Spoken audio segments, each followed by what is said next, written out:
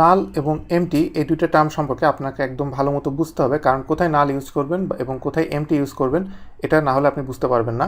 এবং এটা খুব ইম্পর্টেন্ট টার্ম এবং আপনার পিএইচপিতে কোডিংয়ের সময় খুব দরকার হবে এটা, স্পেশালি যখন আপনি কন্ডিশন অ্যাপ্লাই করতে যাবেন তখন এটা দরকার হবে।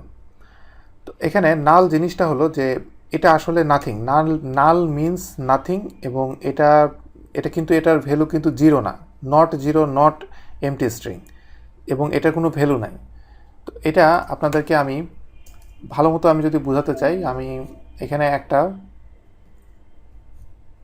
আমি দুইটা জাস্ট ভেরিয়েবল নিব এবং ভেরিয়েবলের মাধ্যমে আমি আপনাদেরকে দেখাবো যে এই যে দুইটা ভ্যালুর ভিতরে কীভাবে এটার ডিফারেন্সটা হয়।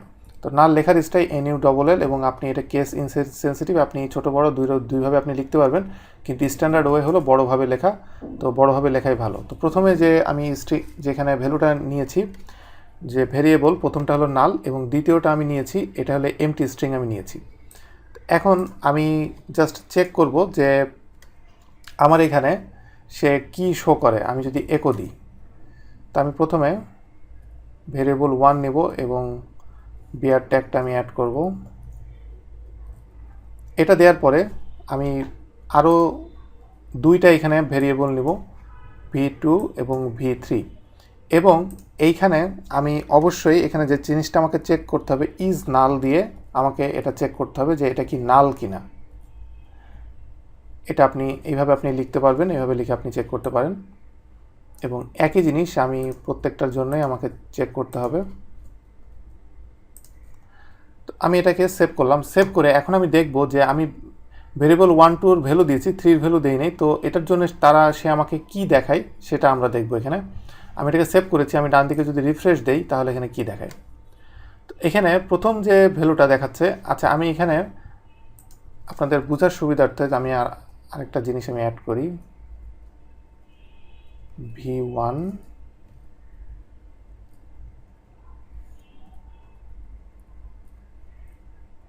এবং পরেরটা আমি দিচ্ছি V2 এবং তারপরেরটা এখানে দিচ্ছি V3, এবং অ্যাটলিস্ট আপনারা এখানে দেখে বুঝতে পারবেন কোনটার ভ্যালু কি ধরা হচ্ছে সেটা, না হলে এখান থেকে দেখে বোঝা যাচ্ছে না। এখন আমি এটাকে রিফ্রেশ দিচ্ছি। রিফ্রেশ দিলে প্রথমে আমি সে নাল কিনা সেটাকে চেক করছে। তো প্রথম ভ্যালুটাকে দেখেন যে প্রথমটাকে সে 1 দিয়েছে, দ্যাট মিনস এটা ট্রু কেন হলো, এটার যে ভ্যালু এখানে যে আউটপুট যেটা, এটার ভ্যালুটা হলো নাল, যার কারণে ট্রু এখানে দিয়েছে। দ্বিতীয়টাতে যদি যাই তাহলে এখানে সে ফলস দিচ্ছে। এখানে দেখাচ্ছে এটা হলো এমটি স্ট্রিং, কিন্তু এটা নাল না, এটা একটা স্ট্রিং, এটা কোনো নাল না, এজন্য এটা হলো ফলস। আর 3 নম্বরটা যদি আপনি দেখেন, 3 নম্বরটা এখানে আমাকে কোনো ইরর না, এটা একটা ওয়ার্নিং যে আমি যে ভেরিয়েবলটা ইউজ করেছি সেটা আন্ডার ডিফাইন্ডেড, এটা ডিফাইন করা হয় নাই, যার কারণে এটা দেখাচ্ছে এটা একটা ওয়ার্নিং। কিন্তু এটা নিচের দিকে যদি আপনি এটা কিন্তু সে আউটপুট দিয়েছে। এখানে সে দেখাচ্ছে V3 যেই ভেরিয়েবলটা সেইটার আউটপুট এসেছে 1, দ্যাট মিনস এটা ট্রু। তার মানে যেটা দাঁড়ালো V1 এবং V3 এই দুইটা নাল, যেটা আমি আন্ডার ডিফাইনই করি নাই সেটার ভ্যালু আসলেই নাল, কারণ সেটা এক্সিস্ট নাই। আর V1টা আমি সরাসরি বলে দিয়েছি এক্সিস্ট, কিন্তু সেটা নাল। আর আরেকটা এটা এমটি স্ট্রিং, তার মানে এমটি স্ট্রিং কখনোই নাল হতে পারে না। তো আপনাকে এই নালের এই কনসেপ্টটা অবশ্যই আপনাকে ক্লিয়ার থাকতে হবে। এখন আমি আরেকটা আউটপুট আমি আপনাদেরকে দেখাবো এখান থেকে।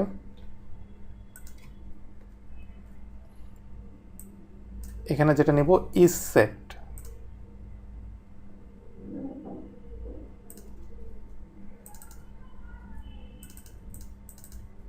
এখন আমি এটাকে সেভ করলাম, এবং আমি এটা সেভ করার পরে এখন আমি এটাকেই আমি আবার রান করব। রান করলে এখানে দেখি কি দেখাই।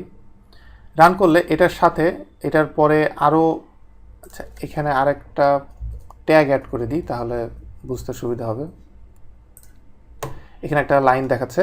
এখন এখানে নেক্সট আরও যে 3টা অ্যাড হয়েছে, এই 3টা অ্যাডে কি হলো সেটা দেখি।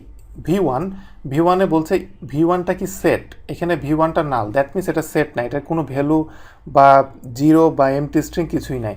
V2তে যদি যাই সে বলছে যে হ্যাঁ এটা হলো এমটি স্ট্রিং, কিন্তু এটার ভ্যালু আছে, কিন্তু সেটা এমটি স্ট্রিং, যার কারণে এটা সেট। এবং V3তে আমি দেখতে পাচ্ছি যে এটা এক্সিস্টই নাই, যার কারণে এটা সেট না। দ্যাট মিনস ইজ সেট দিয়ে বা ইজ নাল দিয়ে আমি একই ধরনের অপারেশন আমি চেক করতে পারছি, এবং দুইটার একই টাইপের ভ্যালু দেখাচ্ছে। যে এখানে যেমন প্রথমটা এটা সেট না, এবং এটা সেট না আর এটা নাল, দুটো একই কথায়। তো দুইভাবে আমি কাজ করে আমি একই ধরনের আউটপুট পাচ্ছি। তো নাল বলতে এক কথায় যেটা বোঝানো হচ্ছে যে এটা কোনো জিরো না, এমটি স্ট্রিং না, বা এটার কোনো ভ্যালু নাই, এক কথায় নাথিং। এটা হলো নালের কনসেপ্ট। আর নেক্সট আমি আপনাদেরকে যেটা দেখাবো এটা হলো এমটি। তো এমটির জন্য কি টাইপের আপনার এখানে এমটির জন্য ভ্যালু হবে সেটা আপনাকে প্রথমে জানতে হবে। এমটির জন্য এখানে এমটির জন্য কিছু ভ্যালু হবে, যেমন আমি যদি এরকম ডবল কোটেশন মার্ক দিই, অথবা আমি এরকম নাল দিই,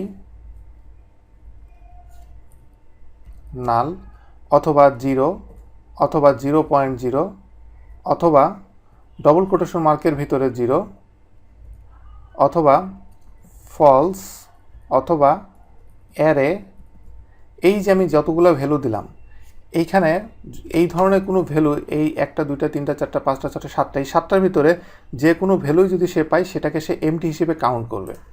তো এমটি হিসেবে যখন কাউন্ট করবে তখন সেটার ভ্যালু, আমি যদি এটা এমটি কিনা সেটা দিয়ে আমি যদি চেক করতে চাই সেটা আমি করতে পারবো। যেমন আমি এখানে এটাকে জাস্ট কপি করে নিচে এনে আমি এটাকে আউটপুট যদি দিয়ে আমি এটাকে চেক করে দেখতে পারি।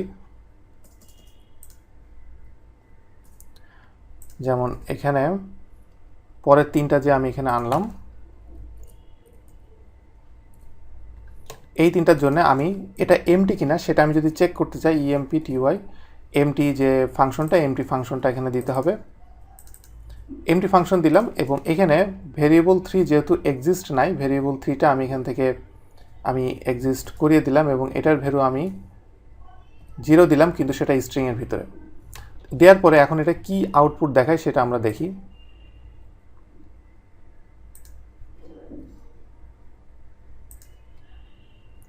Save, refresh. এখানে দেওয়ার পরে এখানে 3টার ভ্যালুই এমটি দেখাচ্ছে। তো 3টার ভ্যালু এমটি কেন দেখাচ্ছে? আপনি যদি প্রথমে যান, ভেরিয়েবল 1-এর ভ্যালু হলো নাল, এমটির ভিতরে যদি সে নাল পায় সেটাকে সে এমটি কাউন্ট করবে। ভেরিয়েবল 2 যেটা 2-এর ভ্যালু, এটা এমটি স্ট্রিং, এমটি স্ট্রিং যদি সে পায় সেটাকে সে নাল কাউন্ট করবে।